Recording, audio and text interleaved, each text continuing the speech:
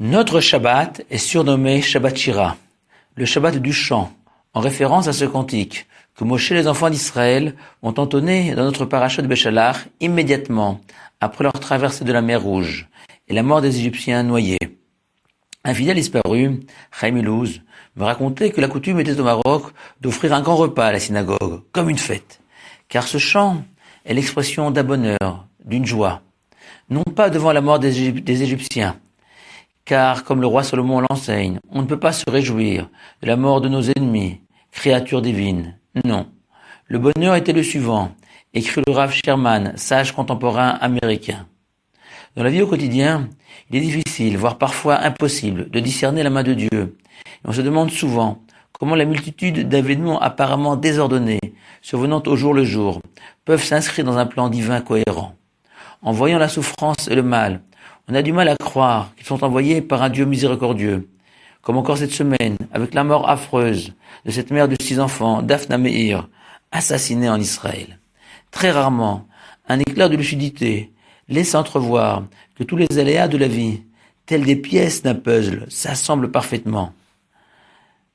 C'est de cette perception que naît le cantique, qui jaillit au moment où l'on comprend que tous les événements sans lien apparent, voire contradictoires, se fondent en un tout cohérent miséricordieux.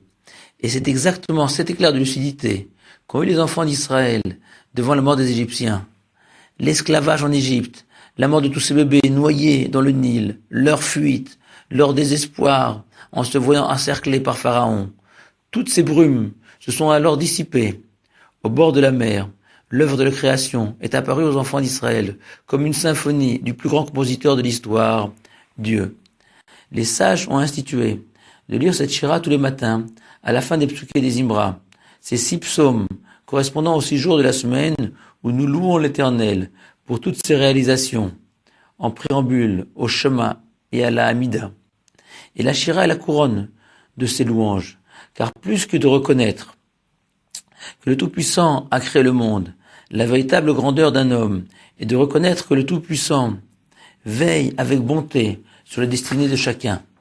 Le Zohar ajoute que celui qui a le mérite de réciter ce chant dans ce monde-ci méritera de voir le Mashiach, le Messie, paré de sa couronne. En effet, le Mashiach, c'est celui qui éclairera toutes les parties sombres de l'histoire, de l'humanité, et en délivrera le sens. Lire la Shira, ce n'est finalement qu'anticiper ce moment extraordinaire de révélation. C'est se projeter le temps d'une chanson, dans ce bonheur tant attendu. Shabbat Shalom, à vous tous.